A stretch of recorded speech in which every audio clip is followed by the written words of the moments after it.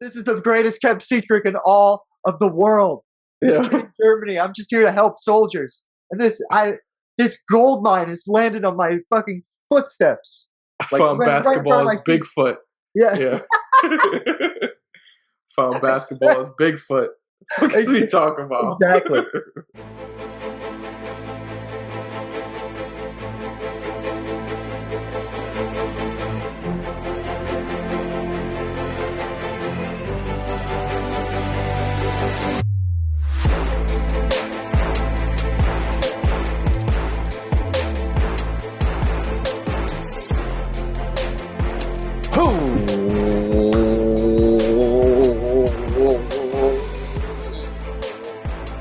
Ladies and gentlemen, boys and girls, children of all ages, this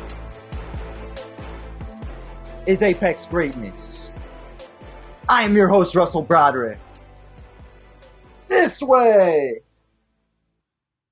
All right. It doesn't matter. We could switch it now. Let's say, Lindsay, it doesn't matter. We can make it right. We can make it right. We could switch it now. That's very true. Now? I was like, what? Lindsay just like dropped out on me hard body. I was waiting to find out whether we were right or not. Yo, we always right now. How about that? No. We don't even got to ask the question no more. All right. Over here is Dario Albuquerque. Off camera is the fairy pod mother, Lindsay Lehman. And hopefully, assuming everything goes well, hopefully we're coming at you looking a little bit cuter today. You can see all the blemishes on me and Dario's face. It's going to be terrible. It's going to be awful. You can see everything. You see all the spots where there's still kind of hair on my head. It's great. It's great. Coming at you in super duper HD. Yeah, a little bit of baldy, super HD. For the first time ever on Apex Greatness to kind of open 2022. And we are starting 2022 with something that we have teased on other episodes for the past few months. This has been in the works for probably since the summer for this to happen. I'm so happy. I'm excited, man. I'm really excited because this is, outside of Michael Jordan, I feel like this man's career is the most documented. There's so much information to be had and be learned about this legendary icon. I'm happy because I'm tired of Michael Jordan. Yeah, like we've done.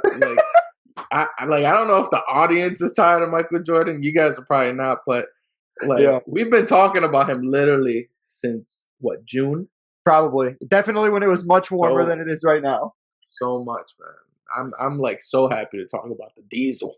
Yeah, me too. Hey, big fella. Big fella. Arguably, the most entertaining basketball player of all time. To me, easily the best sports entertainment NBA player ever. A guy who perfectly combined the competition and the on-the-court drama with the off-the-court drama and being a larger-than-life personality. Probably the largest personality of my lifetime. By size and by ego. Yeah. Shaq definitely bipolar as shit too. Like in terms of like his game, like he was such a happy-go-lucky guy sometimes, and then he would just randomly get angry and aggressive, and it's just like, is this the same guy? Like that was like, yeah. Obviously, we are covering the Diesel, the Big Aristotle. What other nicknames they got here? Superman, Shaq Fu, Shaq Daddy, the Big Cactus. Called that for a minute. Fucking one half of the greatest 1-2 punch of all time, and probably one half of maybe 3 or 4 of the top 10 greatest 1-2 punches of all time, as we're going to break down throughout this entire legacy breakdown. He's probably got 3 or 4 of them of the best. 3 or 4. Oh yeah, my bad. But you were saying that him and my boy was the top 2. The top. Okay. I thought you were saying he was like one of the. I'm like he top. They're the top. I'm not gonna do that. Let's go. The big, sensitive, sexy motherfucker known as Shaq. I got a Shaq jersey. I wish I had one and just went, oh! I know, dude. I was thinking about the same thing. I wish I had a goddamn Shaq jersey. I need one. Yeah, even if it was a bootleg Shaq jersey. I like Shaq so much. I don't know why. Well, I don't. There's this ongoing gambling promotion where you can bet a bunch of money and then get money off. Yeah. There's no promo here. They're not paying us. We're not doing that. Like, this is the jersey I want. I wanted the Shaq jersey. Still. Say I want the fucking Shaquille O'Neal jersey. Yeah. My man was starting to promote for free. No. I was gonna share which company you can find that shit out on your own. Fuck that. Yeah. Unless, of course, you want to provide the cheddar with that. But either way, we have to start before Shaq made it to the NBA, and we have to start all the way back before college. When Shaq grew up on a military base with his stepfather, Sergeant Philip Harrison, who he considers like he takes a step totally out of it. Like he makes a big point to do that in all these the countless interviews that Shaq has done. That's his father. Pops. Yeah. And that's all there is to it. This was by far the longest intro we've ever had, probably. Would it? It was much needed, though. Big intro for a big human. Yeah. Big boy Shaq. So Philip Harrison tries to teach him discipline. He grows up on the military base. So in Germany in 1985, Coach Dale Brown comes to this military base in Germany to do like just some sort of basketball just a drill. Yeah, it was just basketball drills. Yep. And so crazy. So so Shaq goes up to him, and this is a famous story. Shaq said this on multiple platforms. He goes up to him and he says, "Hey, coach, is there anything that I can do to strengthen my lower extremities?" My father came in the house one day and came and threw the paper. "Get your ass up. There's a college coach up there. You might get a scholarship. Come listen to him talk." I was 6'9", 6'10", couldn't play. Definitely wasn't going to college. So I get up there. But before I go up there, I'm like, I'm talking to a college coach. Let me go in this dictionary and pull out a big word so I seem smart. So the word I chose was extremities. I said, "Coach, hi, my name is Shaquille O'Neal, sir. Can you send me a program to strengthen my lower extremities?" And Coach Brown looked at me and he said, "Sure, how long you been in the Army, soldier?" I said, "I'm not in the Army, I'm only 13. What? I want to offer you a scholarship right now." And he offered me a scholarship on that day. "Coach, thank you." There's the big word that he learned in the dictionary that day. Yeah. And he was like, "It's a college coach. I gotta, yeah." He's like, "I gotta step it up." I wonder how I'll have it on your screen. I don't know how tall he was at this point, but I got to figure out how tall he was. Like 6'7" or something. He was a large enough human that Dale Brown looked at Shaq and said, "Oh yeah, I think I can get you a weight training program, soldier. When did you start in the military?" And Shaq goes, "I'm not in the military. I'm 13." Yeah. Apparently, it was at that moment that Dale Brown collectively lost his fucking mind. Yeah, and he started looking around, seeing if there was other coaches. Like, no, I gotta hide this kid. This is the greatest kept secret in all of the world. This kid in Germany. I'm just here to help soldiers, and this gold mine has landed on my fucking footsteps. I found basketball's Bigfoot. Yeah. Found basketball's Bigfoot. What are we talking about? Exactly. So, he proceeds. So Dale Brown obviously leaves the base, and the next week he sends Shaq a letter to helping Shaq strengthen his lower extremities. That's the first one. Then he sends him another one the next week, and the week after. And basically, Shaq says every week after that point, Dale Brown would either write him a letter, and then when email happened, started writing him emails. So he's been writing him emails once a week since emails were invented. Yeah. And Shaq, for whatever it's worth, sucked at basketball at this point. He was just humongous. He didn't even dunk until his junior year in high school, according to him. He couldn't dunk. He was trying to do finger rolls and stuff. And then apparently his dad comes on the court and calls a timeout, even though he's clearly not part of the team at all. And calls a timeout and says, And he goes over to Shaq and goes, "What the fuck are you doing?" He goes, "I'm trying to do my Dr. J, get the sexy shit, the layups." And apparently, Philip Harrison smacks him in the fucking head and goes, "Dunk, idiot! You dunk! Dunk on everyone! I don't care!" And apparently, Shaq was so mad, he proceeded to dunk on everybody for the rest of that game, and he hasn't stopped since. He's still dunking on people to this day, even in retirement. Yeah. So he didn't start in his freshman year, right? Right. So wait, we're talking college? No, I'm talking about high school. High school, yeah. Yeah, I don't. Yeah, no, he didn't. He didn't become a big deal until his. I thought it was his sophomore year. Yeah, I was gonna say even his senior year, because when I hear you can't dunk in high school until your junior year, I got to imagine that sophomore year is not easy. No. So his sophomore. So I'm pretty sure from what I had was his sophomore and junior year, his team went 72-1. Wow. And then he brought them to a state championship in his senior year. So that was when he finally got off. I'm pretty sure. But it could have, and maybe I'm mixing up the years. Maybe it wasn't his sophomore and junior year. Maybe it was his junior and senior year. Right. I might be getting them mixed up, but I know for a fact that they went 72-1 when he was on his shit. Yeah. But that, to your point, that took, he had to build to that. And it was all a confidence thing for him, especially because he's so damn big. It's just a matter of turning on that dominance for him. And so by the time his senior year comes, he's getting letters from every freaking school in the country to go to college. He's getting a lot of offers, but there's only one coach that he really wants to play for. And that's the guy who wrote fucking letters to him when he was nobody. And he had nothing. Loyalty is big to Shaq. I would like to, because when hearing the story about his high school, and then also him being because of his military dad and stuff, and him moving from place to place. Right. He didn't start out I think he went in Coles High School. That's when he did the 72-1, right? Right. So it made me think in my head as I was watching, because I know obviously what the future of his career looks like. Sure. And I was surprised that him and Kobe didn't click quicker because of their backgrounds. Their backgrounds are so similar. Yeah. That, you would think that something like that would make them automatically find some type of something to talk about. You know what I mean? Yeah.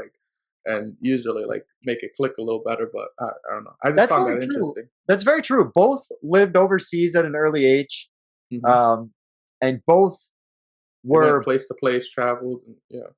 I think as we'll get into it, I feel like being disciplined is the main difference between the two. I feel like Kobe had that more naturally, and Shaq, as we've seen, as through some of the stories I've already told, and we've already told, I feel like discipline was harder for Shaq. Shaq wasn't naturally like that. He's more prone to chilling. Yeah, he wanted to joke and yeah. But it's just weird because you grew up with a military dad who was strict. You would think that would be all right, I know what discipline. You know what I mean? It's weird that it was hard. I don't know. That's funny, but he goes into his freshman year in LSU, right? Commits to LSU, and they have a squad, right? Starting with these three NBA players, or these two. I'll leave Shaq out of this one. Mahmoud Abdul Rauf, excuse me, also known as Chris Jackson at this point. One of the best scorers, especially for his height, at the time that there was. He was a shoo-in going to the NBA.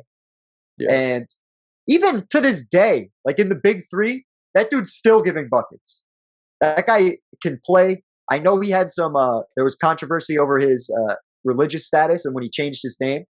And that kind of led to a weird career for him in the NBA. But at this point, he was an absolute stud, right? As we can see, 27.8 points per game during Shaq's freshman year for Chris Jackson, right? Then Stanley Roberts, who I personally never heard of until I started doing research for this, but he made the NBA. And next to Shaq, especially at this point, he was bigger than Shaq. He was wider. Shaq Yeah. still was in his baby body a little bit, ironically. I mean, he was taller than him, obviously. He was 7'1", but he has Shaq's gonna blow up. Like he's I mean, gonna it really doesn't happen until like what 98, 99 when he starts getting like big like that. But it's crazy to think 7'1", 325 is like. I don't think he was 325 in college. I think he was much. He looked lighter than me, but I mean, he was also like, 7 foot though. Yeah, like so he's probably north of 250, but I don't think. I'd be surprised. Oh, no, he's definitely closer to the 300s. I think. You think? I don't know if he was pushing it though, because he's so thin. And as we'll talk about, he could move up and down the floor like nobody's business. The main thing in Shaq's freshman year was he didn't have the confidence to justify getting the ball over Chris Jackson and Stanley Robbins. Like he told Dale Brown, he said to him, he said, "I just want to come in. You give the shots to Stanley and Chris. I want to come in, block shots, get rebounds, and essentially be a glorified other." When I got here and seen Chris and Stanley and looked up and seen the Bob Pettit jersey and the Pistol Pete Maravich jersey, I was terrified. I can imagine. I remember the day you told me that you're good enough to get your jersey retired. I didn't believe you. You know why? So I was the third best on the team. And I never heard you tell Chris or Stan that. That's true. I know it was good, I know it was big, but I wasn't that good. There was a passion in you and a quest for learning. You came up to me and tapped me on the shoulder. Coach Brown, you said, "Listen, I don't have to be involved in the offense. Just let Chris and Stanley do that. I just want to block shots, rebound, and play defense." Because I already knew in my mind that I wasn't really that good. Which I think is interesting. Like a role player. Yeah, I was surprised that he would. There were a couple of games where... Oh, no, go ahead, sorry. I was going to say, when I heard him say that, I'm like, do you know, like, what you... Like, you can tell he didn't have that confidence that... Like, the Shaq that we know. Like, like that everybody, like, sees now or whatever has. Like he definitely has that jokester mentality, but he definitely didn't have that confidence on the basketball court. And it might be because, literally, if you're thinking about it, he's like, what, 5-6 years playing basketball in his life right now? Like, he hadn't played basketball that long in his life to think that he's a star. You know what I mean? Right. Very true. Very true. Yeah. And also, something that he brought up coming into college, like, the most people he'd played in front of was 500 people in high school. And now he's going to the LSU, what's Pete Maravich? The Pete Maravich state center.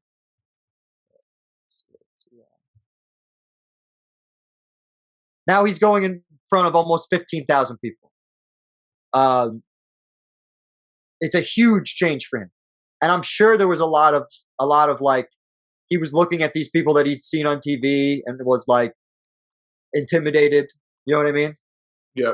I know there were games where Shaq came off the bench during his freshman year because Dale Brown wanted to show him what was going on in the game, and then he could go out there and do a little bit more damage. Yeah. There are. I thought it was like his first game where he kind of like you could tell that he was like I think he was getting in foul trouble. He was having issues, so he pulled him out and then started like walking him through it like mid game. Like that sounds about right. That sounds right. Two games that stood out in his freshman year specifically are games that he had against. Well, the first one he played versus UNLV. UNLV, yep. And Larry Johnson. Yes. Have that in the box up here somewhere. There it is. I think that was like his first breakout game. So he said the moment he blocked Larry Johnson, he had 17 points and 14 rebounds. I couldn't find the block shots, but I know he had a bunch. Mm-hmm. He said as soon as he blocked Larry Johnson for the first time, he was like, "Oh shit, maybe I belong here. Like, I blocked this motherfucker shot. I can hang with some of the best players in the league in college." Yeah, and that helped. He was he was saying that. I think he said his exact words were that made me know that he was human, kind of thing. Because he was. I think he's looking at all these guys as stars. You know what I mean? For like sure. these are guys I'm hearing about during like as I'm going up in high school and college and stuff, and well, high school definitely, and hearing about all these college guys that are like top recruits probably. And he's like, I can't hang with these dudes. I wonder how much of that is just like his, and it's something we're going to see throughout this legacy breakdown, just him being the world's largest kid. Like, he's always in that little kid brain until one day he's not. And I think that has to go with the confidence and him being starstruck, like we're saying. Yeah. But they won against UNLV, right? They win against UNLV. That's a huge win for the program. And people are starting to take notice of LSU. Then, not long after that, they play Loyola Marymount in what at the time was considered one of the greatest college basketball games anybody had ever seen. I feel like they always say that shit though. Well, hold on. I was gonna say Loyola Marymount has a documentary on it's part of 30 for 30 called The Guru of Go, and it's basically the first team to really fucking up and down the floor constantly. And as you can see by the box score, Jeff Fryer and Bo Kimball combined to shoot 12 of 33 from fucking three-point range. One guy took 22 threes in 1990. That's crazy. That's fucking crazy. Absolutely absurd. But some of Hank Gathers was Loyola's center, and Shaq could not shake him at all. Hank Gathers had 48 points on Shaq. Yeah. Absolutely dominated. They put up, this game went to double overtime. I know they went to overtime for sure. OT. It went to OT. So this is actually a super dope Shaq quote that I had to write down when I was like listening to his doc. He said, because the guy going into overtime told him, he walked up to him and said, "This is gonna be war." Yeah. And Shaq says, "You can criticize me, you can judge me, but the one thing you can never do is try to intimidate me." Yeah. And then he goes on to beat his ass in OT. Yeah, I think he had 6 blocks alone in overtime out of his 12. I'll have to look that up. They beat him by like 6 or 7 points, I think, in overtime. It was 148 to 141 was the final score. Yeah. Yo, I swear the 90s, the 90s had that. Yeah.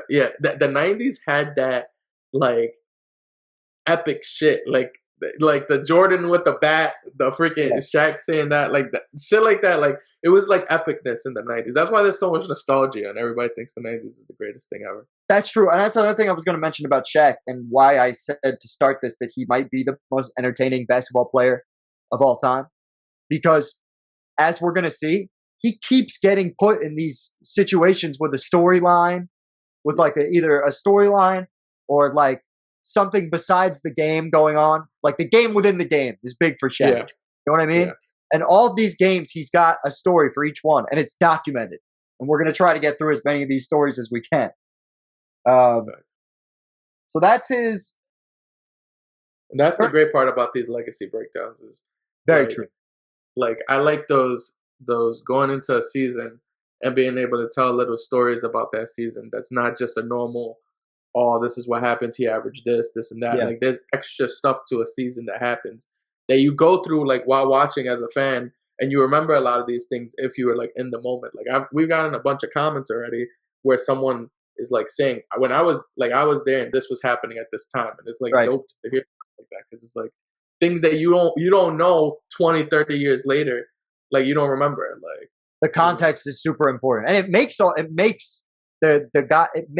legacy. That's what creates a legacy. Yeah, otherwise, it's just a fucking career. Yeah, fact. It's just freaking stats and accolades, pretty much. So we are after Shaq's freshman year. Chris Jackson and Stanley Roberts both declare for the league, and he says there was a disease of more going on, which is something that's going to happen in Shaq's career often. 16.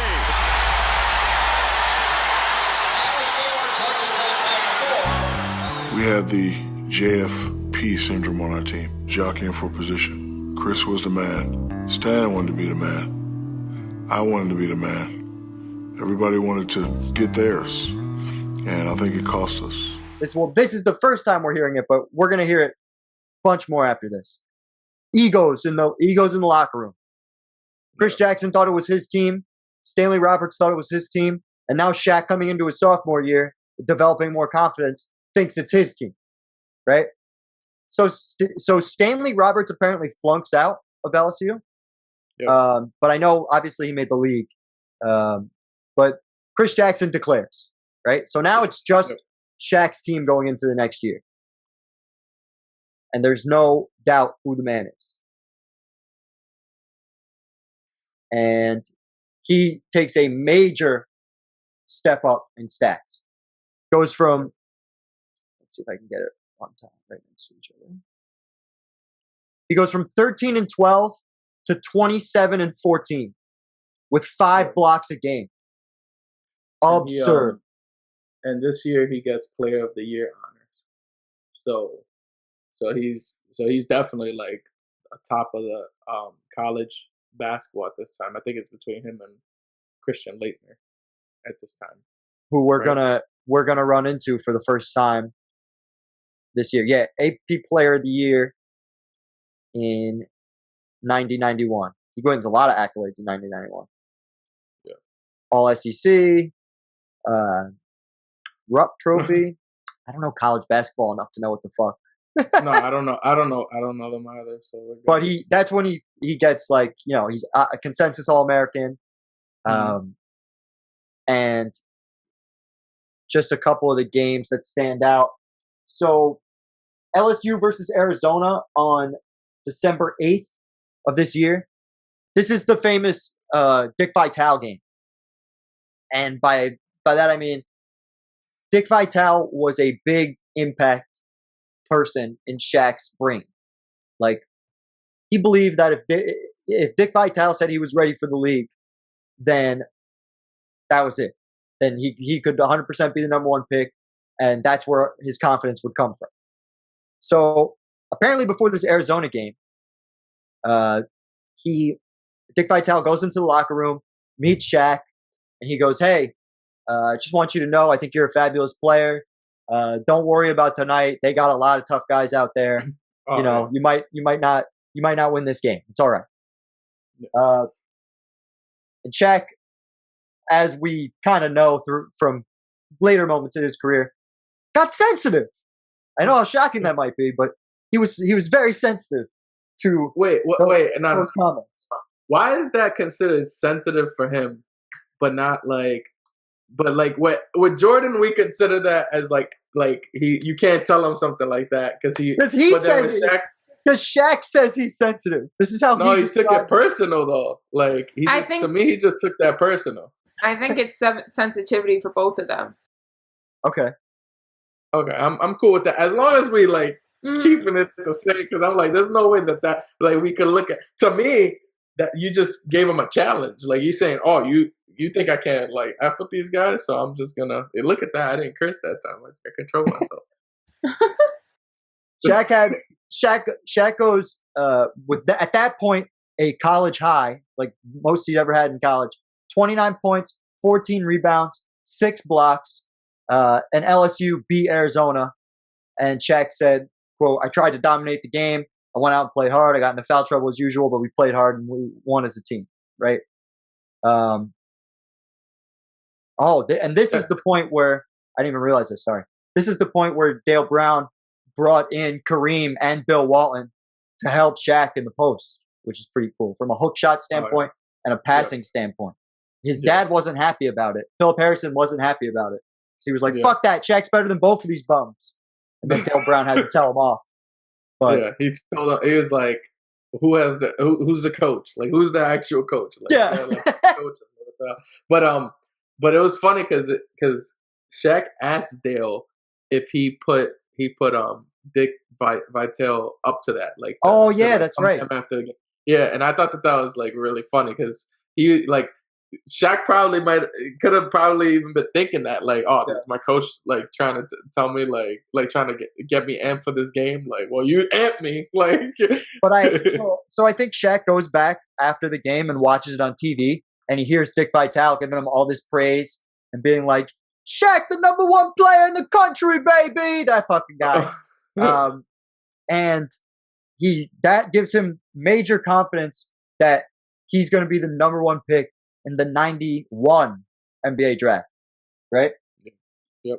Until February of that season, when he runs into Duke and the most hated player in the history of college basketball, Christian Laettner, who Shaq admits was infinitely better than him at this point in their playing careers. And it was Shaq's wake-up call being like, fuck, maybe I won't be #1. Like, fucking this guy just gave me the fat dick. He put up, I think he had 24 points. And Shaq only had 15. Duke, I got the tab up right here. Duke beat them 88-70. They almost lost by 20. Shaq got into foul trouble. And this is like something we're going to talk about going into his career, but the Hack-A-Shaq starts happening now too, a little bit more. That's more so in the third year. In the junior year, right? Yeah, junior year is when he really gets. That's when it like really got created. But even obviously through Shaq getting into foul trouble in a lot of these games, you can tell that the referees already don't really know how to officiate him, even in college, because he's so damn big. He's huge, He's, like there were a bunch of times, like especially the next year, there were times that he was just getting like hammered. Yeah, they just wouldn't call it at all. And well, we can get into it. Let's get into it right now. Okay, so like Dale, I can't remember his full name. Dale Brown. Dale Brown. He actually had to freaking talk to the like lead or whatever officials and say like, if you guys don't control this, like I'm gonna have him like go to the NBA now. Actually, Hack-A-Shaq, that didn't start in the NBA. It started in the SEC games. O'Neal with the frustration. It was worse than Hack-A-Shaq. It was almost assault on the court. Pulling on him, knocking him off balance.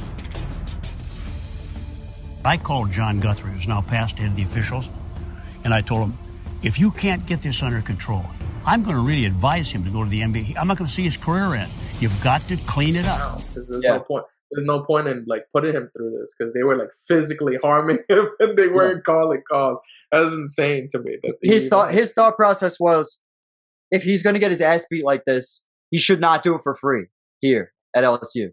Yeah, he should do it in the NBA where at least he's going to get fucking his bread. Yeah, at least make some money while doing it. Yeah. But Shaq really wanted to try and win a national championship. He hadn't gotten that close previously. But he really wanted to win a national championship.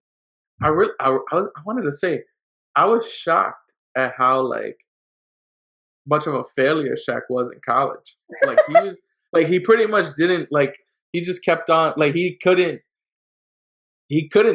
go further than like he couldn't. He definitely couldn't break through without like. I think the Sweet 16 is as far as he'll get. I think. Yeah. I think that's as far as he gets from a college standpoint this upcoming season. Yeah. But yeah, as you were mentioning to start, the Hack-A-Shaq really starts this year. Shaq faces a lot of adversity to start the year because he does something that he's going to be criticized for in the NBA, which is play with a big head and just start playing lazily to start his junior year. Apparently, his grandmother calls Shaq and says, "You can't be playing this fucking soft, you pussy. Yeah. Get in there and dunk. And don't be such a coward." And then apparently he started playing better after that. Yeah.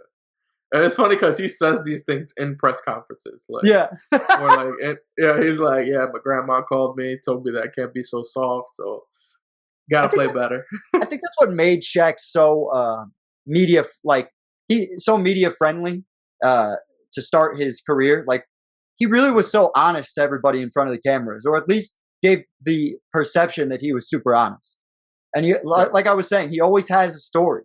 Even back then, he always has a story to tell people, and it makes for good. It makes for good television and news from their perspective. But it's fine. We're gonna move to the NCAA championship, or not NCAA championship, the NCAA tournament. You good? Yeah, I just kicked the camera. Is it good? Is it fine? Yeah, it looks fine. I think. All right, as long as the shot's still good. Yeah, no, it's not blurry. Like this thing is like catching me pretty good. I think it's I look sexy. I look so good. No. Okay. But so NCAA tournament, right? LSU versus Tennessee. Major Hack-A-Shaq going on. Shaq is getting brutalized to the point that Dale Brown comes out and tries to fight a guy who's on Tennessee. Yeah. There's a huge brawl that ensues. That was awesome. Like, to me, that was so fire. Like, I know that sounds like dumb, but I just think like this dude has literally, he met Shaq at 13 and literally has fought for him his entire life. That he, or at least the entire time that he's known him. Which is that's fucking dope. Like, you're right. Yeah. Like, and there's so many like stories where, and I feel like for whatever reason in the NBA, you don't really see this as much, but like you see so many high school coaches or like junior high coaches or even college coaches that like meant so much to a lot of these great players, like MJ, obviously with whatever this dude's name, and like you see a lot of that, especially with Shaq and this dude. Like it was crazy. Like he did a whole documentary with him and this dude because of what this dude meant to him. Yeah. So he gets in that fight, right? They win the game. They have a game against BYU. They win. Shaq comes out 26, 13, and 11 blocks, right? 4 of 7 from the free throw line. So, the last thing we forgot to mention, after Dale Brown tries to fight that guy from Tennessee, he goes to the media and says, "I'm telling this motherfucker to go pro. Like, he's going pro. I can't take this anymore," right? Yeah. But Shaq also, he got ejected from the game. Yeah, for fighting. Yeah, because I think he threw a punch. Yeah.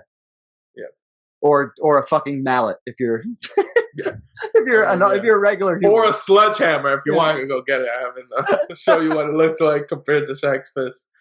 Okay, but Shaq's last game in college is against Indiana and Bob Knight. Shaq goes 36, 12 rebounds, 12 for 12 from the free throw line.